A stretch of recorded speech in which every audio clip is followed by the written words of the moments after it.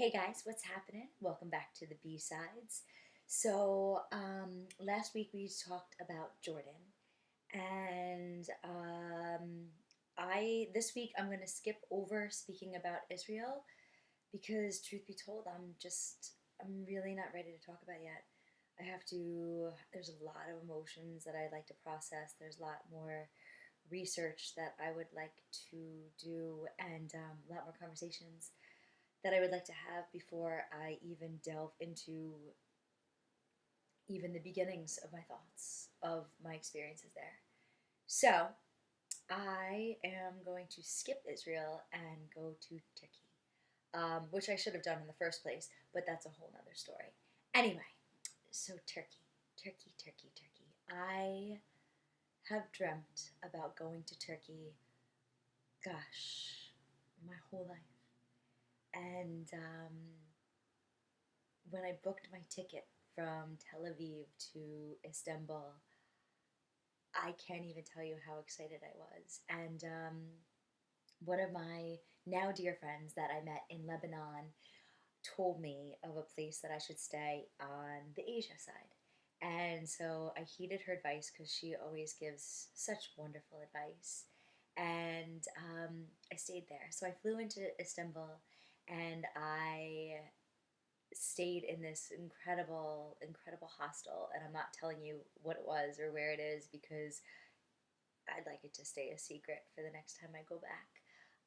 So I found myself on the Asia side, and as soon as I arrived, I put my bag down, and of course, I got myself a coffee, and then I found my way to the ferry. So the beauty about going to Istanbul and staying on the Asia side is that you get to take a ferry across the Bosphorus to Istanbul, and I remember the first time I caught a glimpse of Hagia Sophia and the Blue Mosque. It was across the water.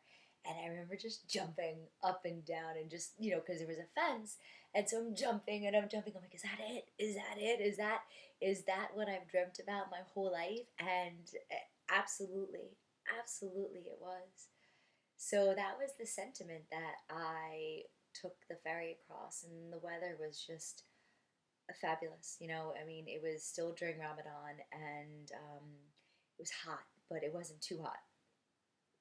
And the wind was crossing the water, and the smell of the salt, and the excitement, the anticipation of seeing these buildings, these mosques, these churches for the first time. I just sat there on the edge of the very like this the whole time and just goofy smile on my face. And all these Turkish people are like, what is this girl doing? And I couldn't stop myself. And from that moment on, I had opened myself up to a reality that I had not even thought was possible. And so I walked down the streets once I got off of the ferry, and I made my way to Hagia Sophia and to the Blue Mosque. And everybody talks to you in Turkey. Yeah, everybody. They're like, "Where are you going? Where are you going? Come buy my carpet. Come see this. Come do that. Come do other things." And I'm like, I'm gonna keep it moving today. Today I'm gonna go where I want to go. And so I just go, and it's the middle of the afternoon, and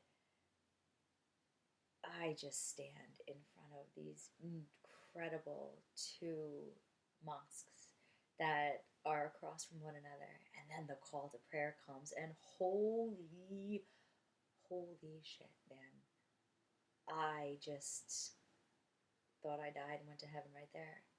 But I didn't. I was in Istanbul. Maybe Istanbul was heaven.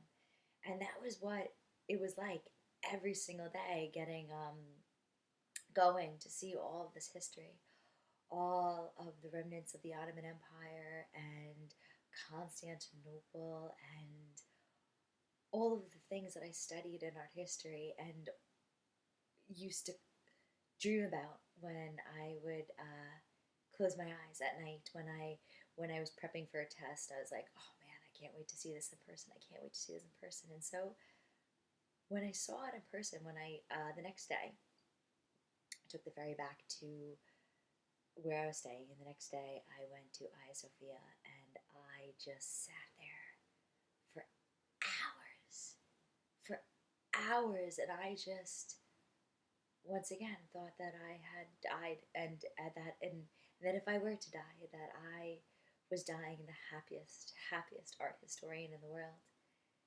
And every day was like that, and a week passed, and I had not experienced enough, and so I stayed another week, and I had not experienced enough, and I stayed another week, and I got hot, and then I'm like, kind of miss trees, kind of miss mountains, but on one of my last nights in Istanbul,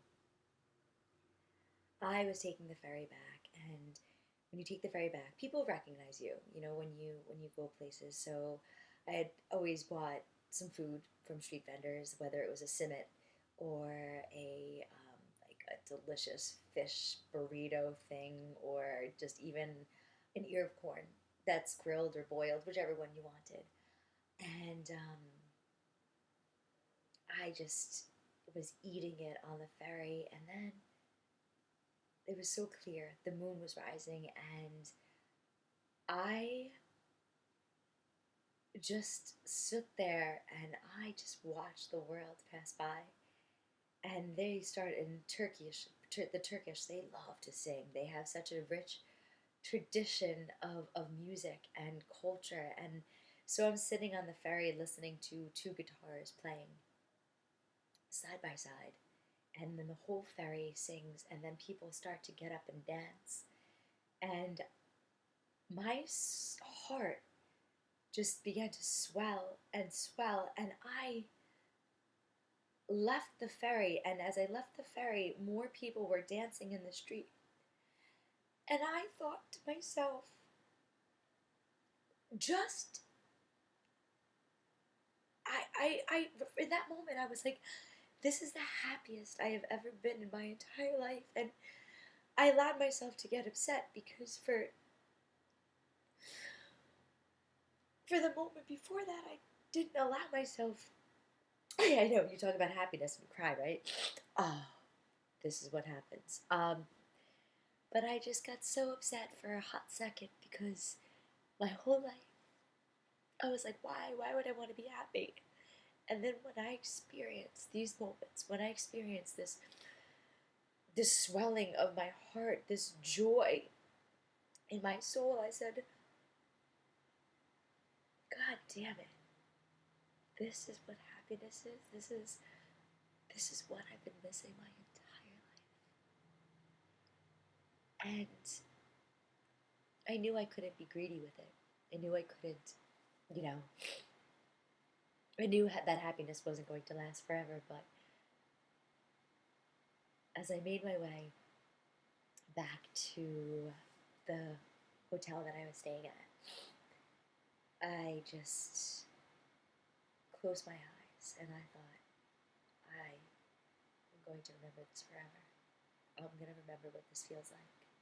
I'm going to remember just what happiness is.